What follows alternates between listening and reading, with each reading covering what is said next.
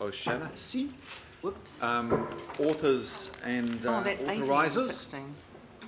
So, Jacques and Denise, in your hands. Who's leading? Denise. Yeah, I'll say 2 words quickly and then Denise will. So what we're really here for is to get council support for the start of a process. We're really at the beginning of a process, so we're not asking you for any decisions on anything specific. We've got 4 slides just to highlight some of the key points. Denise will go through that and then we can take questions. Thank you.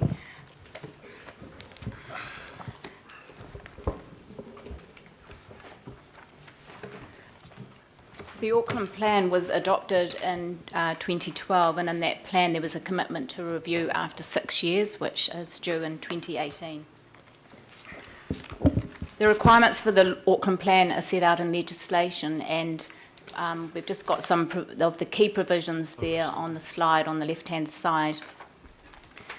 Set out between... Mr. Chairman, excuse me, have we got a handout to go with this? Have we got a handout, or is this part of the paperless? Yeah. There is there? I wasn't aware. Thank you.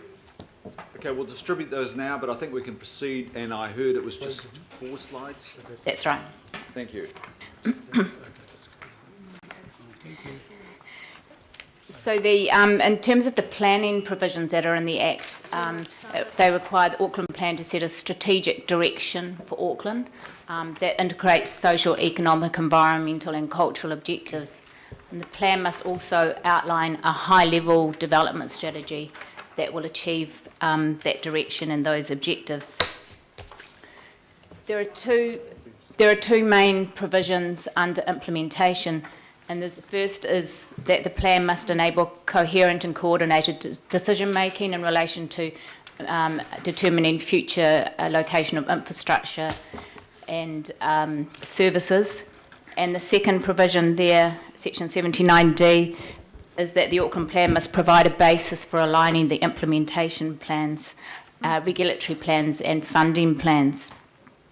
So with regard to the section 79C enabling coherent and coordinated decision making, the plan has done this in a number of areas, for example in the unitary plan, in the future urban land supply strategy, the Auckland Transport Alignment Project and others.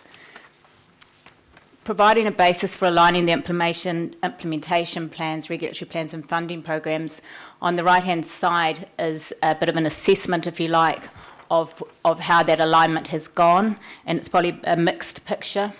On the left-hand side, it shows the unitary plan. So the Auckland Plan has set the parameters for the unitary plan.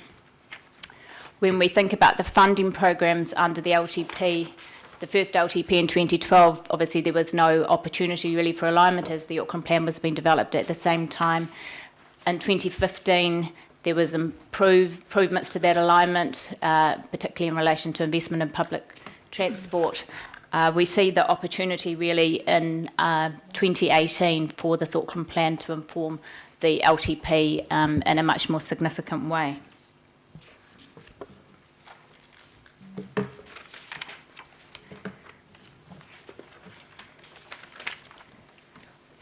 Ideally, because it's a 30-year plan, there wouldn't be a fundamental change every time we review the plan, because that would obviously set us back in terms of that 30-year planning horizon.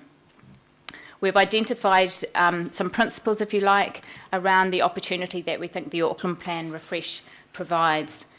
The first one there is that the plan would be, a refreshed plan would be responsive, in particular to issues that have emerged since the plan was adopted in 2012 or have grown in significance. The plan also presents the opportunity to reflect the new strategic work, or the strategic work that has been carried out since the plan was adopted, some of which I've already talked about. There's an opportunity for the refreshed plan to be more focused, so to get to the key levers that will help us to achieve the outcomes for Auckland, and in doing that to use those as a basis to engage with our stakeholders. Be simple.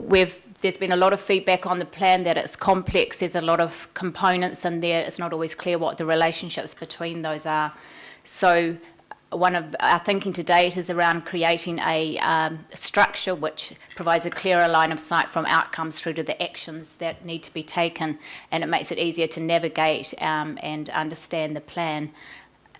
We've also been doing some thinking around the where the line is drawn, if you like, between the Auckland Plan and the other implementation plans that we've been talking about, so that it's truly contains strategic content and that the implementation is carried out through other documents. The plan must be high level, as I've said, but it should be able to give enough direction to the next level of details that are contained in supporting strategies, policies and plans. And a simpler and more focused plan with more transparent reporting on how we're progressing as a basis for engaging with the communities on the future of Auckland and what should be funded through the LTP. So the transparency is really important as well in terms of being able to actually provide a good report card that shows how we're going.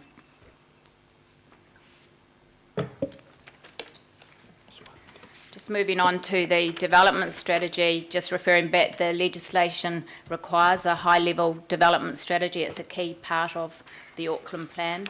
That development strategy sets out Auckland's approach to growth management, where that growth will happen and when, and the interventions required to enable that growth.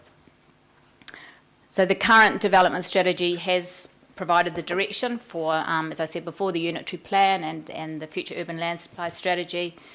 The refreshed development strategy it's envisaged will seek to provide stronger direction on how Auckland may develop, but in accordance with the regulatory framework of the unitary plan. And it will be focusing also on the new requirements under the National Policy Statement for Urban Development Capacity. So the general approach will be to outline where and when interventions are required at the strategic level, so not at the detailed level of the unitary plan. The greenfields will be informed by updates to strategic frameworks and the future urban land supply strategy, and the urban areas will reflect strategic priorities for growth.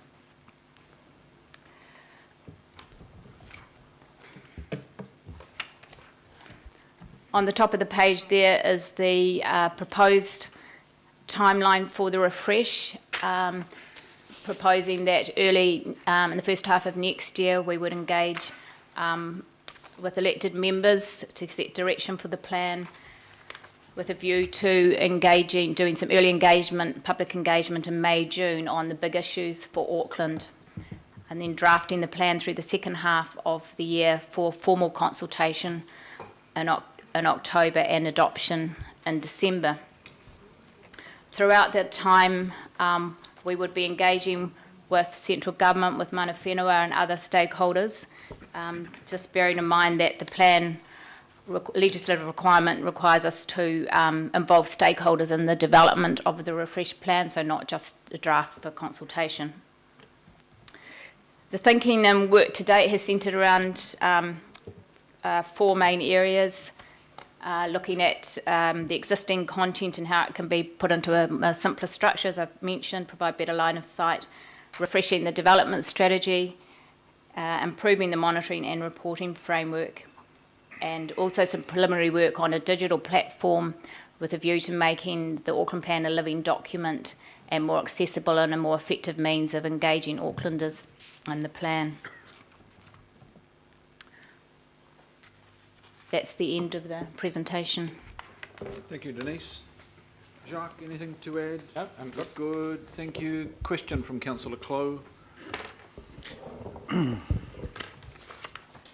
Just on the last page there, we're talking about mana whenua and wider stakeholder engagement. It's not very, and of course mana whenua is very important. However, what about AT, Watercare, Panuku? They're kind of not mentioned there. CCOs aren't mentioned. I would have thought they are really crucial because Through the chair. making most of the investment on our behalf. So, as Jacques said, we've been doing background sort of technical work at this stage, but certainly that's been working with the CCOs, so they're a key part of that work. So they just considered wider stakeholder engagement, are they? No, we would be working with them on the development of the plan.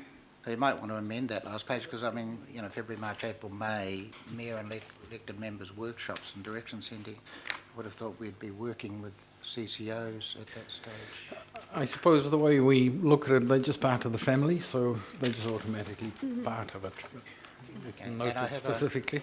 I have a supplementary, which is, it was a couple of years ago, before the SHA legislation came in, we started to toy around with spatial priority areas, and then we kind of got a bit nervous about it, I suppose. We backed away a bit, and SHAs came at a rate, and some were in Helensville without infrastructure, for example, and not likely to have adequate infrastructure for some time, and other areas that maybe weren't appropriate. Are we going to be revisiting the spatial priority areas, because that really is the core for us, and most of it is around the key transport areas and railways, and whether that be in out west, you know, Avondale, Newland, Dunedin, Henderson. I mean, and you can go do the same thing in basically north and the south and the east as well. So, where is the spatial priority area concept sitting in this, and how relevant is it anymore? I would have thought. I would think that it is very relevant, especially in terms of the principle of it. So the spatial priority areas were mainly, not all of them, but were mainly around brownfield areas. And that certainly would be one of the things that we take into account when we look at the new development strategy. So there are essentially two parts to what the development strategy will have to deal with.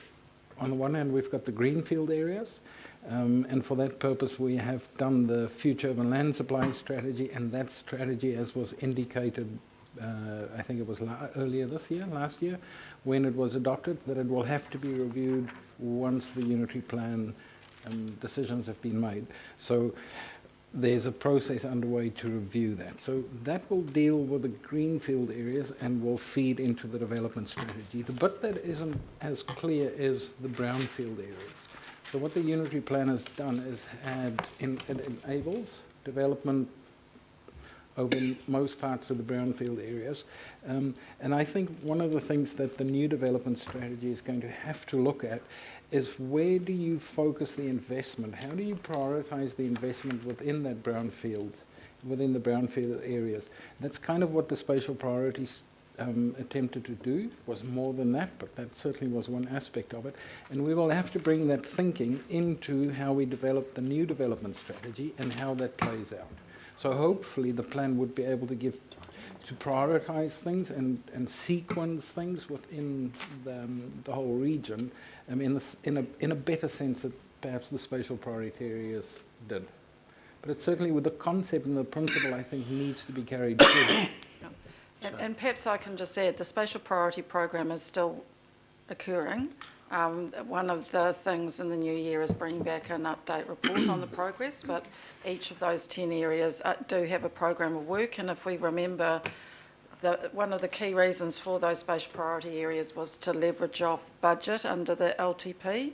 So obviously, because the Auckland Plan is contributing to the thinking around the LTP refresh, that's when you would have an opportunity, as Jacques says, to say, have we got the right spatial priority areas? Do we want to continue those areas? Do we want to introduce new ones? So the work is still occurring, and you can get an update on it, but they were always going to be refreshed and rethought of as we came to the next LTP review. Yeah, no, sorry, I did kind of assume that was the case. I was probably just asking the leading questions to elicit some information, but I mean, we still must not forget that in many cases the investment in brownfield infrastructure, which is by and large often there or just needs to be enhanced, is a much more cost-effective thing than infrastructure way out, which is unfortunate for way out, but that's the way it is. When it is cheaper to go up if we can than to go out. Thank you. Councillor Denise Lee. Thank you, Mr Chair. I have a couple of questions, but happy to move this. Thank you. Do I have a second? Yep. Thank you. I heard a voice and I saw Councillor Fletcher, so I'll take Councillor Fletcher. It's moved and seconded, and a question from Councillor Denise Lee. So how detailed in the engagement and community plan, engagement and, let me just get the right, communication plan, that's under development, can you go in terms of the partnership work with the government? So it's really just opening up to a broader question about, for instance, if we had any sort of engagement that was slightly indicative of a ATAP-like process, that was formalised ATAP at the beginning and at the end. Are we looking at, are there workshops going to traverse in that direction, or will we be keeping things pretty broad?